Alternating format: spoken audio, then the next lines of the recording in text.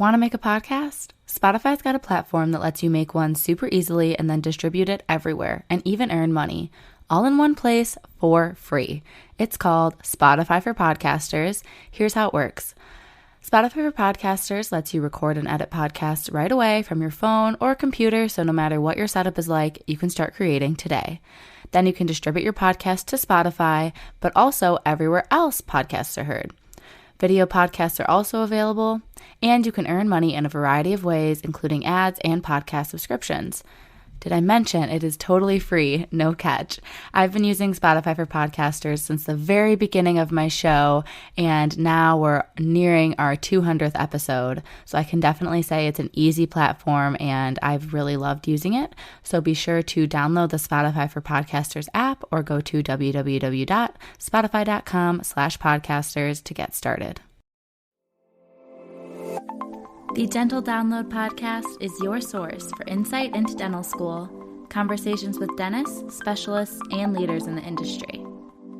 With new episodes every Monday morning, I'm your host, Haley Schultz. Let's get into this week's episode.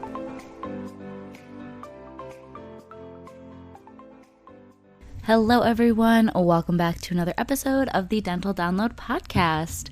For our catch-up this week, I'm just going to let you know what went on the week of March 7th, and then we're going to get into our main episode, which is a solo episode just with me this week, all about the topic of balance. As you saw from the title, balance is an interesting topic because, of course, it's going to look different for every person, and it's going to kind of vary as you go through your stages of life, being a pre-dental student, dental student, a person that works as a dentist. But my biggest thing I'm going to kind of focus on is like habits that I think are sustainable long-term and ways you should challenge and push yourself to prioritize your own needs that will serve you well once you're working as a dentist in the future, whether any life stage that you're at currently. But before we get into that, let's do a little recap of this past week. So this was just coming back from spring break. So we had midterms the 2 weeks before spring break, so there wasn't too much going on, which was really nice. We did have a quiz for diagnostic sciences on Monday that was a little bit harder than usual. I did a time assisting. We had lab classes, and I went to dinner with Anna, the immediate past president for ASDA, where I'm going to be the president currently and into next school year.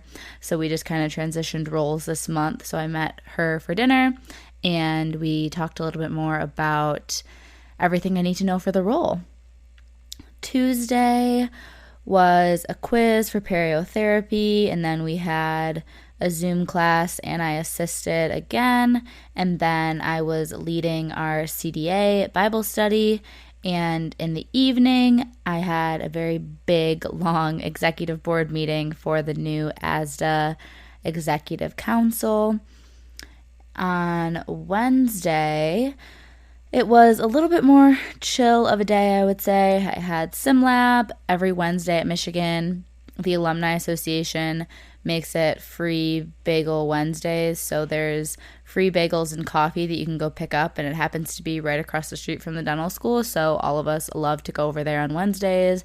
And I just got some work done after lab, in between lab and class, and then I went to gym and kind of hung out, so nothing too crazy. On Thursday, we had my radiology interpretation session. So basically, it was a small group of 8 of us, and each person was assigned a radiograph ahead of time to interpret and fill out like a 4-page document looking at a bunch of different aspects of the radiograph. Some students got an FMX, so a bunch of smaller photos, and then some students, like myself, had a pan, so panoramic. It was better than I thought it was going to be. The past couple weeks I've been thinking about the fact that was coming up, and it made me a little bit nervous, but it was super chill and just more of like a discussion learning experience than like a grilling you on knowledge kind of thing. And that evening we had a Cosmetic Dentistry Society lecture and then hands-on session from the president of the American Association of Cosmetic Dentists, I think is what it is, AACD. and it was really valuable information. I learned a lot, and hopefully it's tips I can take into clinic. Clinic can be a little limiting in dental school just because they don't have all the materials, all the supplies, all the instruments, but hopefully I can apply it a little bit there and then more so when I'm out in practice. And then on Friday, we had lab class, and in the evening was our white coat ceremony, which is so exciting. So if you remember and have been following for a while, I had a white coat ceremony October of my first year of dental school virtually. So because COVID was unpredictable and they didn't know if they'd ever be able to give us a ceremony, they basically filmed us in really tiny groups and then made a compilation video and like virtual speakers and then put it up on a website. And then there was a day that the website went live. So my family and I like watched through the website and then went out to dinner and took some photos. So in my mind, like that was my white coat and I was fine with it by that point. But this year, they decided to provide us an in-person, normal, quote-unquote, white coat ceremony, which was actually really nice. I was just kind of neutral about it, kind of like, of course I'm going to go, why would I not? But I didn't really have much feelings at all about it. But being there, it was really nice. It was very special. It was cool to be with the students that just joined our class this semester, the internationally trained dentists. There's like 30 students that joined our class, so they got to do this white coat ceremony with us as a whole class, which was really cool. And it was nice to have my family in town, and then we went out to a really fancy dinner after that was delicious, and I got to spend pretty much the whole weekend with my family at home. And Sunday today, when I'm recording this, after I dropped my parents off at the airport for them to go back to Florida, I've just been able to settle in at my house, put my laundry away, record this podcast, edit a YouTube video. If you want to know what's been going on in school in video format, this week's video is probably a good one to check out. It's all of my weekends in dental school so far this semester, pretty much, January through February. And I kind of picked that topic just to give people an idea of like how I kind of on the topic of this episode, like balance my time between some weekends are study focused, some weekends are friends, some weekends are with my boyfriend Justin. Sorry, you can probably hear a helicopter going by. We live kind of near the hospital at Michigan. But that's a really good example in a different format if you're interested to see how my weekends play out and how I kind of balance my time on a larger scale. I think that's everything for this week's recap, though, so we'll get into the main episode talking all about balance.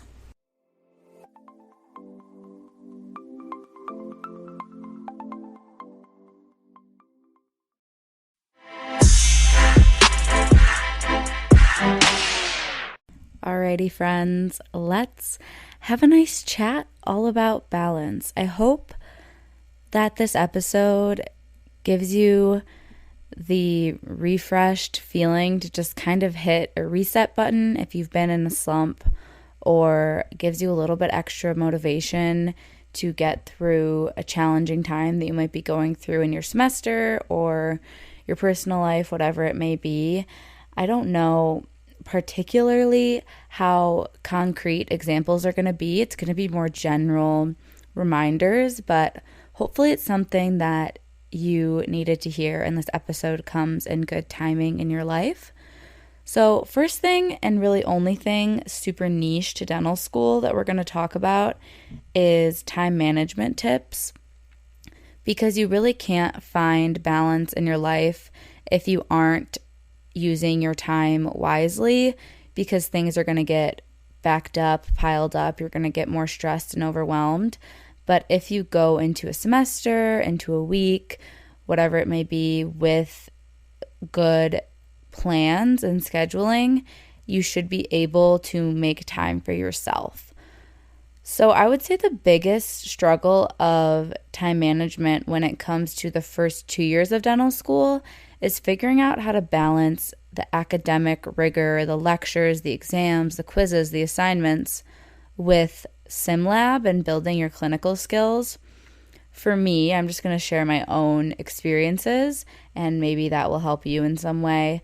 For me, especially first year when classes were just go, go, go, go, and I wasn't as skilled in SimLab yet, I would try to understand which times of the day my brain was more alert and use those times for school studying.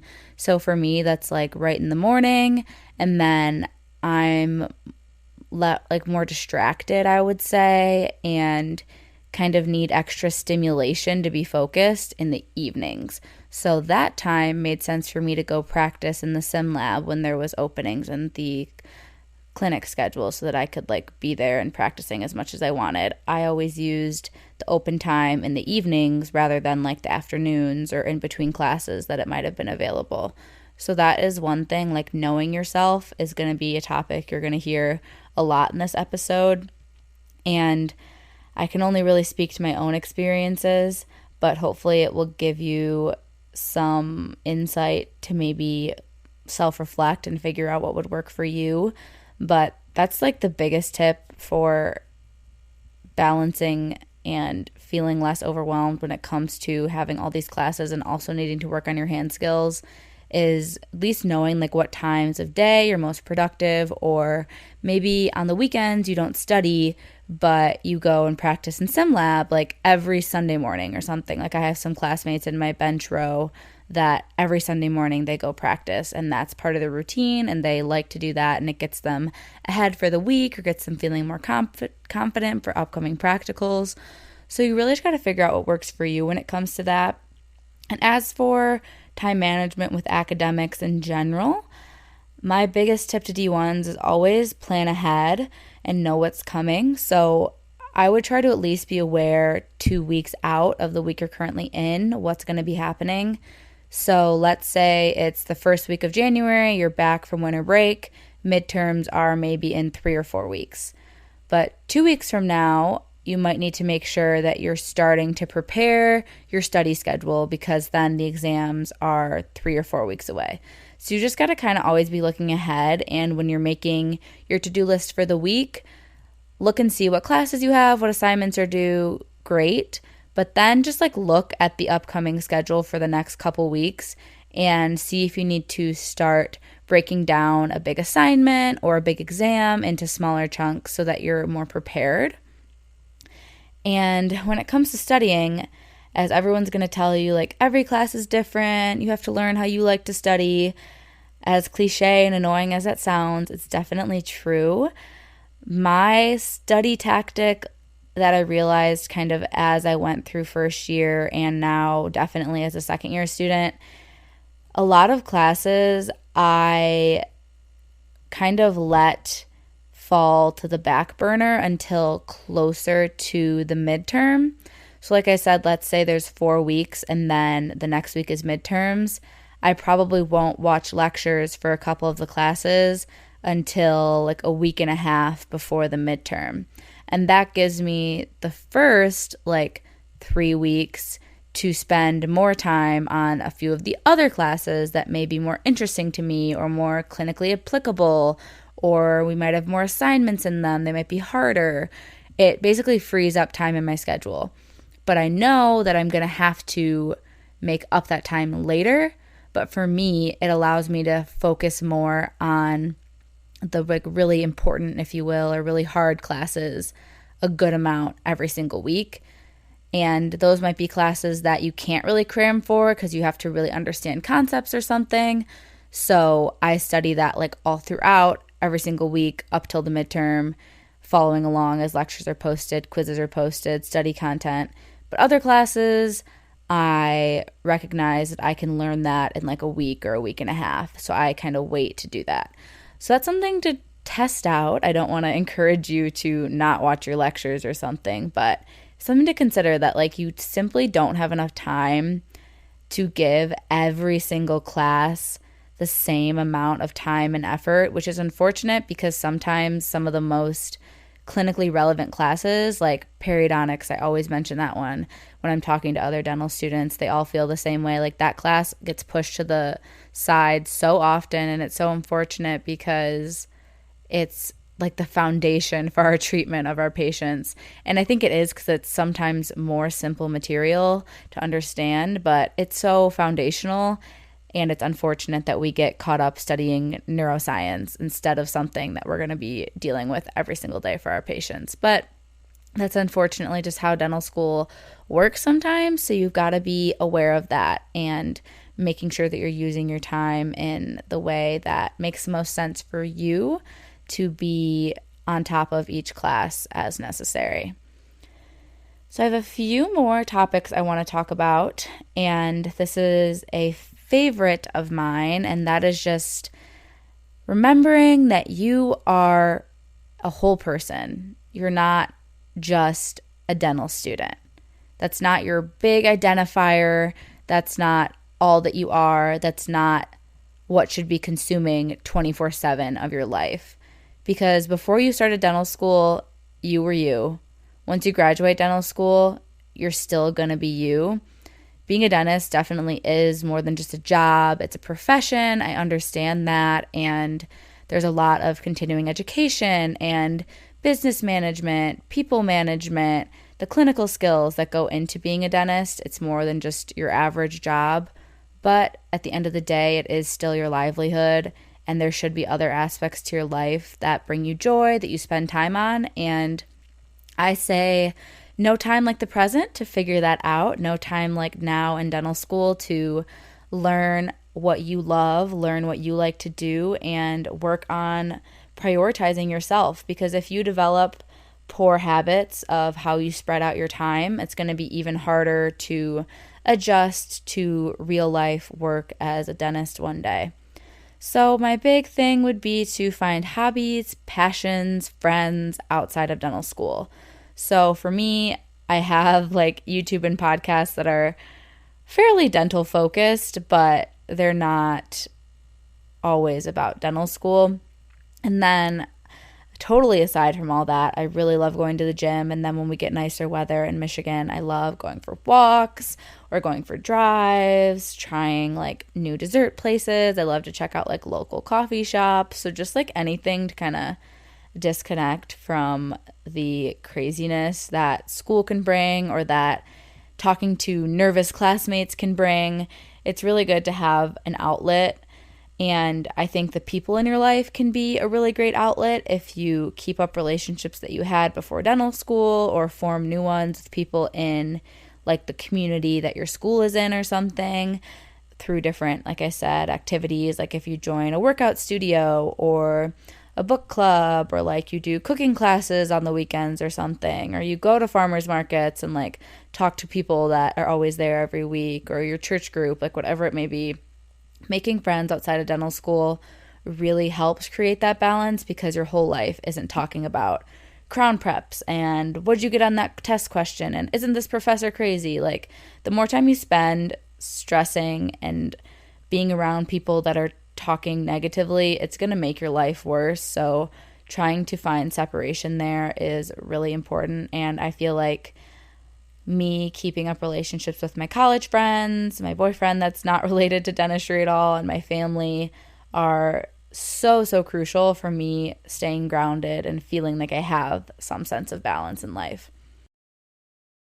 When I'm talking about prioritizing yourself, to me, that means having some kind of movement in your routine, whatever type of active thing you like to do, just something, and trying to eat real food as much as you can. I know it's hard when we're so busy.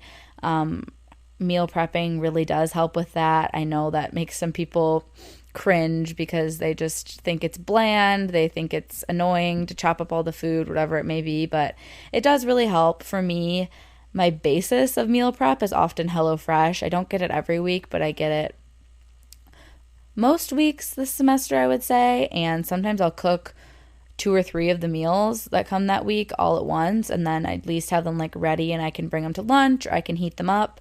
But it's also nice to have like a local place that you like to get takeout from that might be like at least have some vegetables or protein in it. Like I get shrimp pad thai like every week or every other week, usually once, as a little pick-me-up and fun meal, and it's like a large serving so I can eat it for a couple meals. So just kind of knowing what food you have around and trying to incorporate more protein and vegetables into that can be really beneficial, and you don't even like realize how much you needed just like some greens until you have them and it's been a while since you've actually eaten a vegetable. at least for me, I'm like, whoa. Like I feel like I can feel it instantly, which I know is a little dramatic, but same thing goes for like taking vitamins. Like I'm really rigorous about doing my vitamins every morning now, and I feel like that has really helped my immune system also. But I would say just like talk to your like physician to make sure that you're getting recommended like proper supplements. Don't just buy whatever every influencer is recommending to you.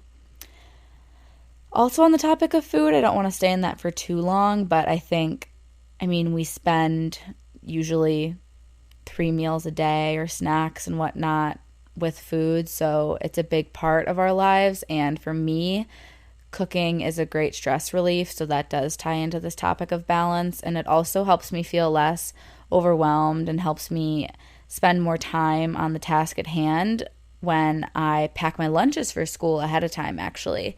So I try to like cook 2 or 3 servings like in an evening, and then that'll be lunch for 2 or 3 days.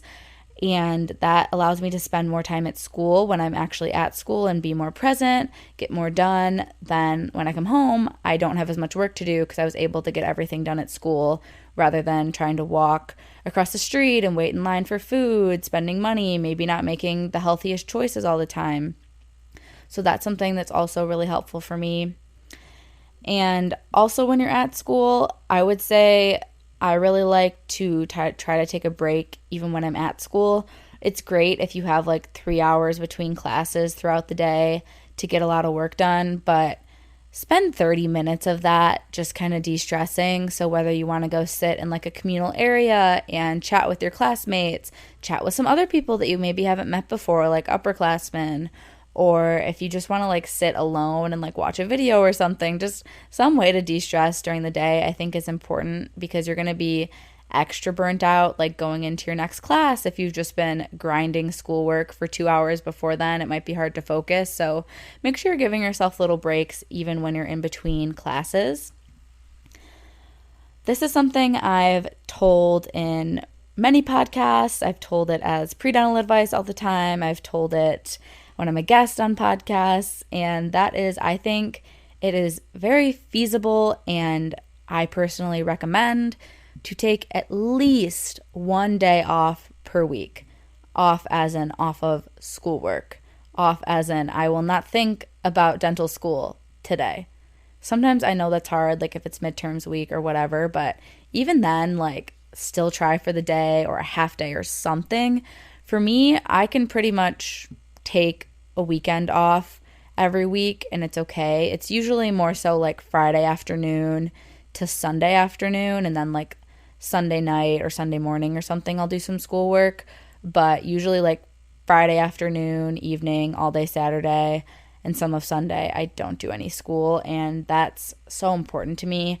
I spend more time like talking to friends and family, doing stuff with them, hanging out in Ann Arbor, like going on little trips, going to dinner, doing like fun things, going to sports games, like whatever.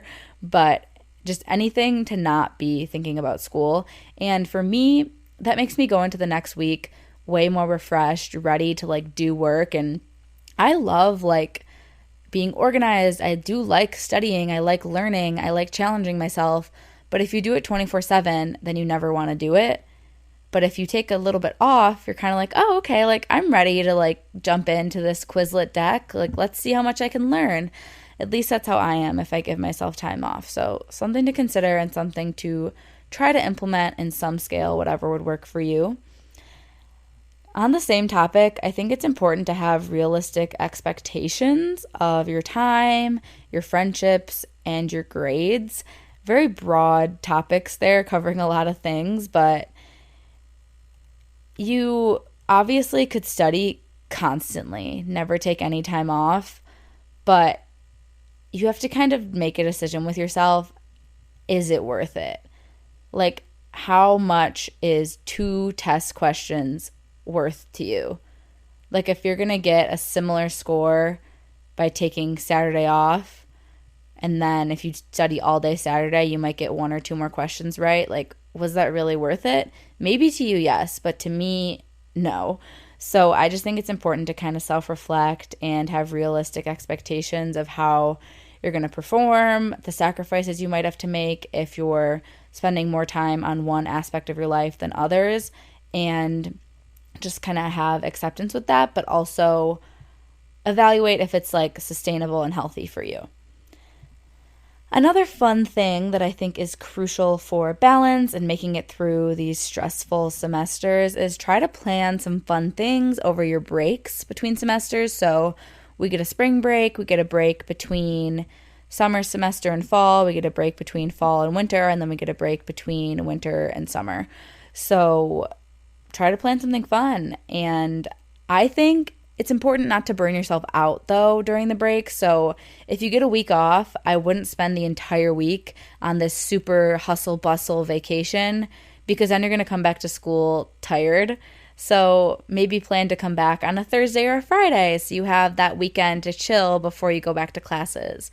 Or only do like a long weekend instead of a whole week trip. Or go somewhere fun but relaxing, like a beach, or go back home with your family and like just kind of hang out, go to your favorite restaurants, play some board games, but you're going to feel like rested and recharged. So just give yourself something to look forward to over breaks, whatever you can afford financially, whatever people you want to see, whatever you want to do, but something to look forward to makes these semesters go by a lot faster, let me tell you.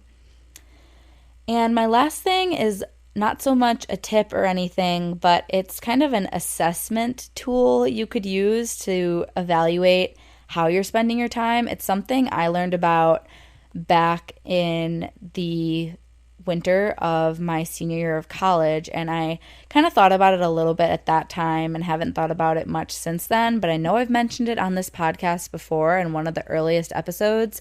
But now that we're on episode 101, I would imagine a lot of you are new and might not have heard this before. So what it is called the 8-8-8 rule, and it's a way to evaluate how you're spending your time. Each of those numbers would be hours in the day, because that would equal 24, and it's basically supposed to track how you're balancing your time. You should have 8 hours of work, 8 hours of sleep, and 8 hours for yourself. So this goal might seem unrealistic to some of us students because we often have to sacrifice self-time or sleep or something. But I challenge you to just like try it out for a few days and see how you are spending your time. I feel like we've got to be giving ourselves at least 3 to 4 hours a day of self-time, right? Like that's reasonable. Like an hour in the morning, a gym session, and then nighttime cooking dinner, a little de-stress, whatever you like to do in the evenings. I mean, I think that's pretty reasonable. So just a little tool I wanted to offer up to you all if you want to try it out. And if you do and you feel like sending me a message about it, I would love to know how you realize that you're balancing your time. I mean, I put sleep in there and I barely talked about it, but of course, sleep. Please sleep, everyone. Sleep is so important, and you can't function. Your immune system gets messed up, your like diet gets messed up, your studies get messed up, your relationships gets messed up, your personality and happiness and all these things. If you're not sleeping, it just like spirals. So one of the easiest things that I mentioned today to start with is hopefully sleep if you're able to. I actually know a lot of dental students that really struggle with insomnia, whether they recognize that it's related to stress or not, but also a reason to perhaps see a therapist or perhaps see your physician to talk about that, because there's nothing wrong with seeking out help if you're having trouble in any of these areas that I mentioned. It's not always so easy as just deciding that you want to sleep more, deciding that you want to work out or eat healthy, or maybe you're on the flip side and you're in a state where you're sleeping too much and you're not able to motivate yourself to study. Like anything that you might think, ugh, like this has just been so challenging for me, don't feel bad about reaching out for help from your loved ones or professionals, because that's what they're there for. So we can end it on that note. I hope you all gained something from this episode, a little takeaway. I love to talk about balance. Like I said, I'm a firm believer that we are more than just dental students. You have to take care of your whole self so that you can best serve your patients one day. And with all that said, thank you so much for listening to this week's episode of the Dental Download Podcast, and I will talk to you next Monday.